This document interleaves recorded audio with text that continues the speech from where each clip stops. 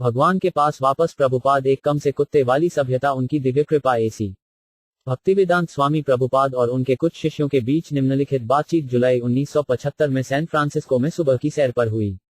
भक्त hydrogen bomb का आविष्कार करने वाले वैज्ञानिकों में से एक श्री प्रभुपाद हाल ही में विलाप कर रहे थे कि युवाओं की अब विज्ञान में इतनी रुचि नहीं है। श्री प्रभुपाद, हाँ, वैज्ञानिक जन्म मरण की समस्या का समाधान नहीं कर सकते, इसलिए युवा समझदार होते जा रहे हैं। इस तरह अपना समय बर्बाद करने का क्या फायदा?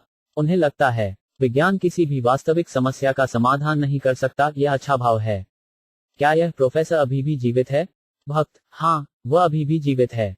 श्री प्रभुपाद, तो उससे कुछ बम का आविष्कार करने के लिए कहें जो मृत्यु को रोक सके। उसे बताओ, लोग पहले से ही मर रहे हैं और आपने उन्हें थोक बनाने के लिए कुछ का आविष्कार किया है। अब कुछ ऐसा आविष्कार करें जिसे लोग ले सके ताकि उन्हें कभी मरना न पड़े। क्या आप यह कर सकते हैं?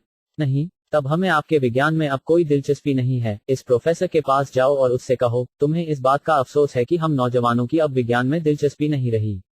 यही कारण है कि जब हम मरेंगे तो सब कुछ खत्म हो जाएगा, फिर विज्ञान पढ़ने का क्या फायदा?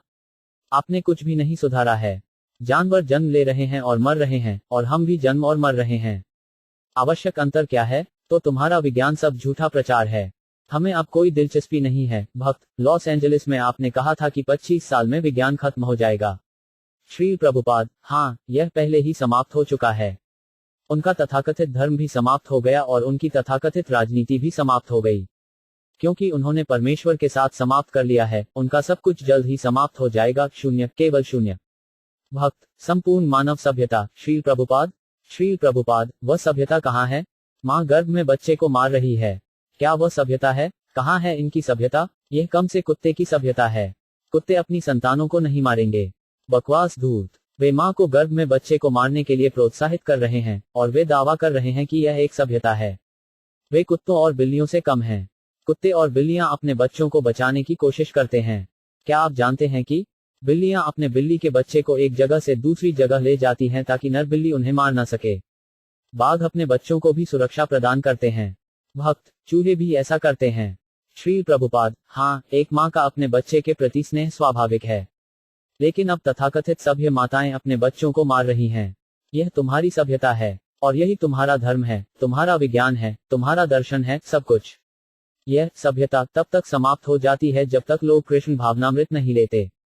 जमीन पर चीड़ के शंकु की ओर इशारा करते हुए, ये क्या हैं? भक्त, ये चीड़ के शंकु हैं। श्री प्रभुपाद, वे देवदार के पेड़ के बीज हैं। श्री प्रभुपाद, आइए देखें कि वैज्ञानिक ऐसे ही एक बीज का उत्पादन करते हैं। ऐसा करने वाला वैज्ञानिक कहाँ है? हर सेकंड में लाखों जीव पैदा होते हैं, फिर भी वे वर्षों से मिलकर एक जीव को प्रयोगशाला में बनाने और जीवन बनाने का श्रेय लेने की कोशिश कर रहे हैं।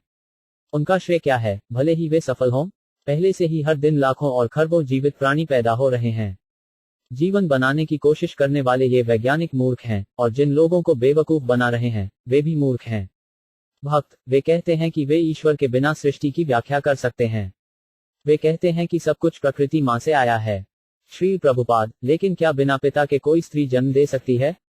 पिता कहाँ है? इन धूर्त वैज्ञानिकों से यह प्रश्न पूछें। भक्त, कभी कभी वे कहते हैं कि भगवान अब मर चुके हैं। श्री प्रभुपाद, लेकिन भले ही किसी व्यक्ति का पिता मर गया हो, इसका मतलब यह नहीं है कि उस व्यक्ति ने बिना पिता के जन्म लिया है। कि आप नहीं कह सकते। पिता की मृत्यु हो सकती है, जिसके बारे में हम बाद में चर्चा करेंगे, लेकिन पहले आपको यह स्वीकार करना होगा कि एक महिला पिता के बिना जन्म नहीं दे सकती। वह पिता कौन है? भक्त, प्रकृति ने सब कुछ अपने आप बनाया है। मूल रूप से चीजें परमाणुओं और अणुओं के संयोग से शुरू हुई। श्री प्रभुपाद, जो कोई कहता है कि यह सृष्टि संयोग से शुरू हुई है, वह धूर्त है। संयोग से कुछ नहीं होता। इसका उत्तर भगवद गीता में है, जहां कृष्ण कहते हैं, बीजम मम सर्वभूता नमः, मैं सभी अस्तित्वों का मूल बीज हूं, इन दुष्टों को चुनौती दें। वे बहुत से लोगों को धोखा दे रहे हैं। भक्त, अब वैज्ञानिक परमाणु का अध्ययन कर रहे हैं। श्री प्रभुपाद, और वे सहमत हैं। श्री प्रभुपाद, सबसे पहले आइए जानते हैं कि उन्होंने वास्तव में क्या अच्छा किया है। वे इतनी बकवास का प्रस्ताव कर रहे हैं कि प्रकृति स्वतंत्र रूप से काम कर रही है, कि मनुष्य वानरों से उतरे हैं, लेकिन क्या उन्होंने हमें भौतिक प्रकृति के चंगुल से मुक्त किया है? यहाँ तक अगर आप स्वीकार करते हैं कि कोई भगवान नहीं है और वह प्रकृति सर्वोच्च है, तब भी आप अधीनस्थ हैं। आप स्वतंत्र नहीं हैं। यह भगवत गीता 3.27 में भी समझाया गया है। सब कुछ कृष्ण की भौतिक ऊर्जा के नियंत्रण से चल रहा है, लेकिन जो मूर्ख और दुष्ट हैं वे सोचते हैं कि वे स्वतंत्र रूप से सब कुछ कर रहे हैं। आप क्यों सोच रहे हैं कि आप स्वतंत्र हैं? भौतिक प्रकृति आपको कान से खींच रही है। यहाँ आओ, तुम यह नहीं कह सकते, मैं बूढ़ा नहीं बनूंगा, मैं नहीं मरूंगा, तुम्हें बूढ़ा होकर मरना होगा। भले ही आप केवल प्रकृति के अस्तित्व को स्वीकार करते हैं लेकिन ईश्वर को नहीं, फिर भी आपको प्रकृति के अधिकार को स्वीकार करना चाहिए। आपकी स्वतंत्रता कहाँ है, भक्त? यही कारण है कि वे विज्ञान में लगे हुए हैं, प्रकृति पर अधिकार करने के लिए।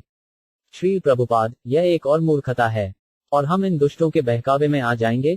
वे भविष्य के लिए सब कुछ का वादा करते हैं। हाँ, भविष्य में हम ऐसा करेंगे, भविष्य में हम ऐसा करेंगे। पुराने दिनांक का चेक, मैं आपसे 6 महीने बाद आपको $1 मिलियन का चेक दूंगा। इसे ले केवल मूर्ख ही संतुष्ट होगा। अब मैं अमीर हूँ भक्त, तो वैज्ञानिक के चेक पर अपर्याप्त निधि की मुहर लगी हुई है। श्री प्रभुपाद, अपर्याप्त निधि नहीं, कोई निधि नहीं भक्त, खाता बंद।